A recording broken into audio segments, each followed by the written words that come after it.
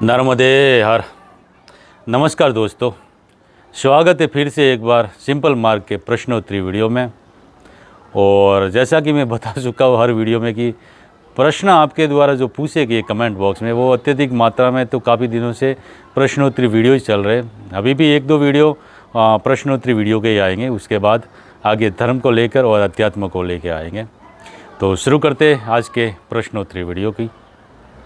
और आज की प्रश्नोत्तरी वीडियो का सबसे पहला प्रश्न है श्री जयंतीलाल पटेल जी का। और ये जयंतीलाल जी कह रहे हैं कि नर्मदे हर प्रभु जी, परिक्रमा के दौरान रास्ते में पड़ने वाले शिव मंदिरों में शिवलिंग में जल चढ़ाना चाहिए या नहीं। कई परिक्रमा वासियों का इस बारे में अलग अलग मत है।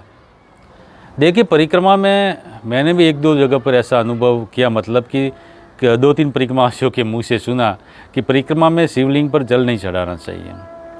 अभी इसके पीछे का कोई शास्त्रोक्त मतलब विधान भी नहीं है, या किसी बड़े मतलब ज्ञानी संत का कोई मत भी नहीं है। ये पता नहीं किसने बना दिया कि परिक्रमा के दौरान शिवलिंग पर जल नहीं चढ़ाना चाहिए, और वो इसलिए कि हमें एंड में जाकर ओमकारेश्वर जी पर जल विसर्जन करना, जल चढ़ाना है, तो उससे पहले हम जल नहीं चढ़ा सकते। देखिए, अपनी अलग अलग विचारधारा हो सकती है। पता नहीं जिसने भी ये मत दिया होगा उसकी क्या विचारधारा रही होगी, मगर हम निकले हैं साधना करने के लिए। और साधना मतलब पूजा पाठ को भी करो, तो ये जल शिवलिंग पर जल अभिषेक ये भी एक मतलब पूजा पाठ से क्या होता है कि मन को शांति मिलती है और एक पवित्रता का मतलब भाव पैदा होता है। बाकी इससे कुछ ज़्यादा नहीं है कि हम घंटियाँ बजाने से कुछ या दिया आरती करने से ज़्यादा कुछ फ़र्क नहीं पड़ता। अपने मन की एक अध्यात्म की तरफ जाने का एक सीढ़ी है, जिससे मन में थोड़ी पवित्रता बनती है, एकाग्रता बनती है, और यही पूजा पाठ का मतलब शुरुआती दौर है। तो शिवलिंग पर जल अभिषेक करना ये भी एक पूजा पाठ का ही विधान है। तो ये करने से परिक्रमा में कुछ गलत तो है नहीं, तो कोई बुराई नहीं है। मैं तो यही मानूंगा कि जल चढ़ाना चाहिए, बहुत अच्छी बात है।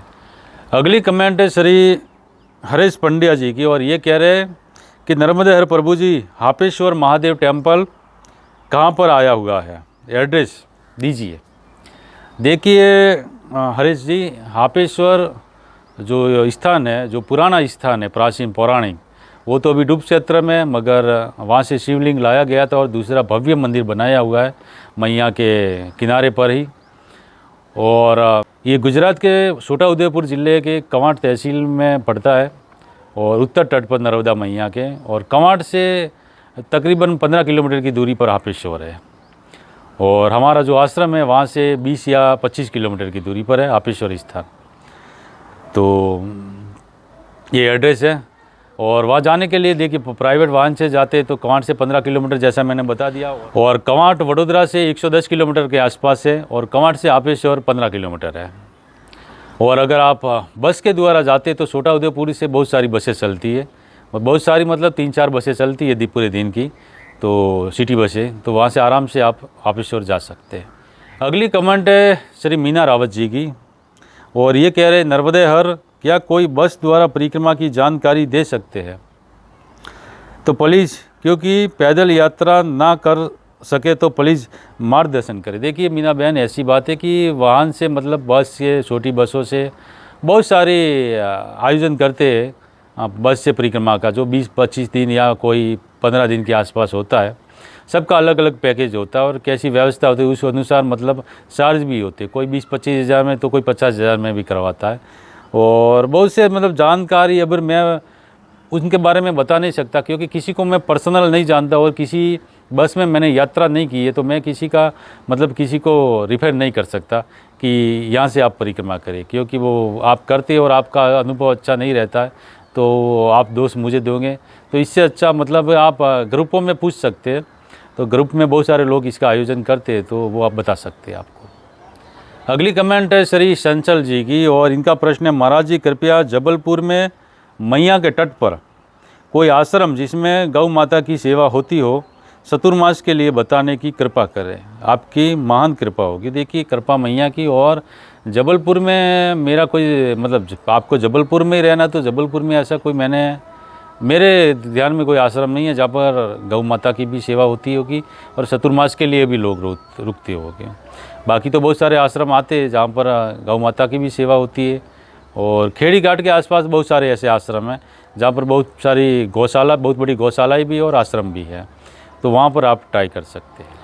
अगला प्रश्न है श्री आशीष कुमार जी का, और ये कह रहे हैं नर्मदेहर प्रभु जी, आप परिक्रमा के बारे में सब बताए पर चतुर्मास के बारे में कुछ नहीं बताए। परिक्रमा वाले कहाँ कहाँ रुक सकते हैं, कुछ खर्चा लगता है या बिना पैसों के वहाँ जा सकते हैं?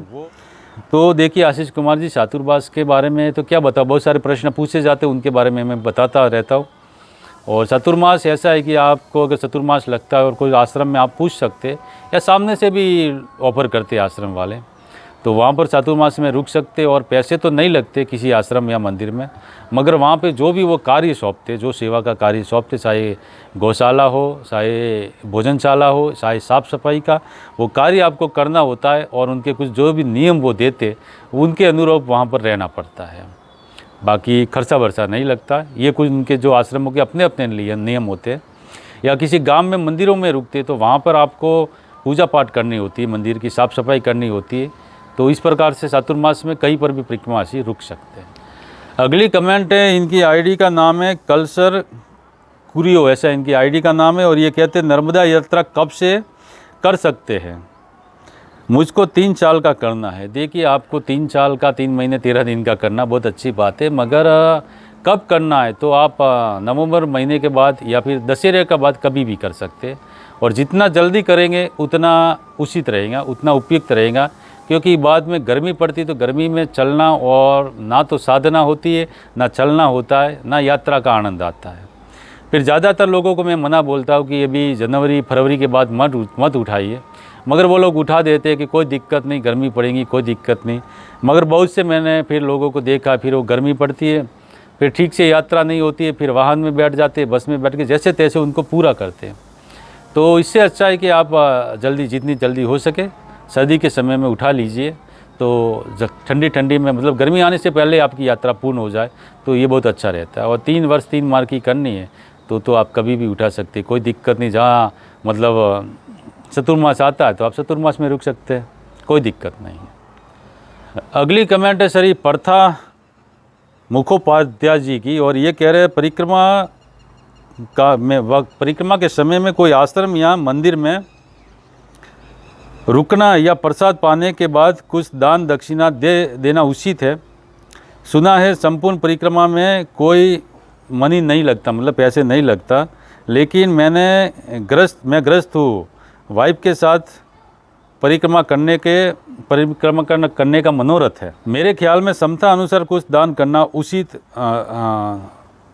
और एक प्रश्न, रास्ते में एटीएम मिलेगा? जी बिल्कुल, एटीएम बहुत से जगह पे, बड़े बड़े गांव होते, बहुत नगर आते तो एटीएम मिलते। और दान दक्षिणा देखिए, परिक्रमा मार्ग में जो आश्रम है वो परिक्रमावासी या परिक्रमा करके जाते या जो दान दाता उनके मतलब सहयोग से ही चलते हैं। कहीं से कोई अलग से सहयोग नहीं आता है, कोई गवर्नमेंट का सहयोग नहीं आता। बहुत से बड़े बड़े आश्रम होते हैं जो उनका ट्रस्ट होता है तो वो ट्रस्ट से संचालित होते हैं। बाकी ज़्यादातर आश्रम मतलब सहयोग से ही चलता है। तो बहुत अच्छी बात है, अगर आप सामर्थ्यवान हैं तो, और जो जितना बन पड़े दान दक्षिणा करते तो बहुत अच्छी बात है, उनके लिए, आश्रमों के लिए सहयोगी रहेंगे तो कर सकते, कोई दिक्कत नहीं है। अगला प्रश्न है श्री महेंद्र जी का, और ये कह रहे वीरेंद्र भाई कितने दिन में परिक्रमा पूर्ण की बताना। देखिए महेंद्र जी, कितने दिन में पूरी की, अभी मेरी तो खंड परिक्रमा थी आप जानते हैं, और बाद में अमरकंटक से फिर वाहन से करनी पड़ी, तो वो परिक्रमा मतलब 130 दिन में हुई थी मेरी। अब आप सबकी अलग अलग होती, कोई 4 महीने में करते, कोई 5 महीने, किसी की 6 महीने 6.5 महीने में हो जाती है। अप्रोक्स आप 4 से 5 महीने पकड़ के चलिए। अगली कमेंट है श्री गोपाल बाबू जी की, और इनका भी प्रश्न यही है कि कब परिक्रमा शुरू कर सकते हैं। मतलब परिक्रमा जैसे बता चुका हूँ, दशहरा के बाद आप कभी भी परिक्रमा कर सकते हैं, दीपावली के बाद, मतलब एकादशी को भी ज़्यादातर लोग उठाते, और कहाँ से उठाते तो बता ही चुका, कहीं से भी उठा सकते, मगर ज़्यादातर लोग ओमकारेश्वर से उठाते, तो आप ओमकारेश्वर से उठाना उचित रहेगा। और इसके पीछे का रीज़न है, देखिए परिक्रमा जब उठाते हैं किसी भी तट से, पहले जो तटवर्ती गांव थे वहाँ के लोग उठाते थे तो अपने गांव से उठाते थे, और परिक्रमा पूर्ण होने पर अपने गांव में जो शिवलिंग होता था, शिवालय होता था, वहाँ पर जाकर जो जल होता था, मतलब परिक्रमा उठाने से पहले हम मैया का जल शीशी या किसी पात्र में रखते हैं और नित्य उसकी पूजा पाठ करते हैं। तो वो जल परिक्रमा पूर्ण होने के बाद शिवलिंग पर मतलब उसका विसर्जन किया जाता था। तो गांव में कर देते थे, मगर जो बाहर से आते दूर दूर से, वो उनका मतलब ये रहता है कि किसी बड़े शिवलिंग पे, तो देखिए शिवलिंग सभी बड़े, शिवालय सभी बड़े, मगर हमारे शास्त्रों में 12 ज्योतिर्लिंग हैं जिन्हें विशेष मतलब जिनका दर्जा है। उनमें से एक ज्योतिर्लिंग है ओमकारेश्वर, जो मैया के तट पर है। तो सभी यही मानेंगे कि हम भी ओमकार ज्योतिर्लिंग पर जाकर ही अभिषेक करेंगे। तो ये प्रथा बन गई और सभी लोग ओमकारेश्वर जी में ही जल विसर्जन करने के लिए आते हैं। तो उचित ये रहेगा कि ओमकारेश्वर से उठा तो वही परिक्रमा पूर्ण हो जाए और वहीं पर अपना जल का विसर्जन भी हो जाए, और वहाँ पर मतलब कुछ साधन सामग्री भी मिल जाती है, रहने की भी व्यवस्था मिल जाती है, और पूजा पाठ संकल्प आदि के लिए वहाँ पर पंडित वगैरह भी मिल जाते हैं। तो सबसे बेहतर तो ओमकारेश्वर ही रहेगा। अगली कमेंट है श्री स्नेहा जोशी जी की और स्नेहल जोशी जी की, और ये कह रहे हैं वीरेंद्र भाई नर्मदे हर, आप केतुदान आश्रम में गए क्या, कैसा लगा वहाँ का टोटली। तो देखिए केतुदान आश्रम शायद मैं नहीं गया, और गया होगा तो मुझे इतना याद नहीं है, क्योंकि इतना मतलब सीरियसली नहीं लेता हूँ, तो मुझे थोड़ा ज़्यादा कम ही याद रहता है। अगली कमेंट है श्री चंद्रकांत जी की, ये कह रहे हैं कि आपके आश्रम में चपाती कौन बनाते हैं। देखिए चपाती कौन बनाते, कोई परिक्रमावासी माता जी आते तो वो बना देते, नहीं तो फिर मैं बना देता हूँ, कोई दिक्कत नहीं है। अगली कमेंट है श्री माणिक सिंधे जी की, ये कह रहे हैं हर साल कितने लोग परिक्रमा करते होंगे, कोई अनुमान है क्या। जी बिल्कुल, हर साल परिक्रमावासी, पैदल परिक्रमावासी तकरीबन अमीरकंटक से निकलते, ओमकारेश्वर से निकलते, बाकी अन्य क्षेत्रों से भी निकलते, तो तकरीबन 1 लाख से 1.25 लाख के आसपास परिक्रमावासी निकलते, पैदल परिक्रमावासी। तो ये कुछ प्रश्न थे जिनके जवाब मैंने अपनी अल्प बुद्धि के अनुसार देने का प्रयत्न किया, और इसी के साथ इस वीडियो को विराम देते, मिलते नेक्स्ट वीडियो में, तब तक के लिए नर्मदे हर।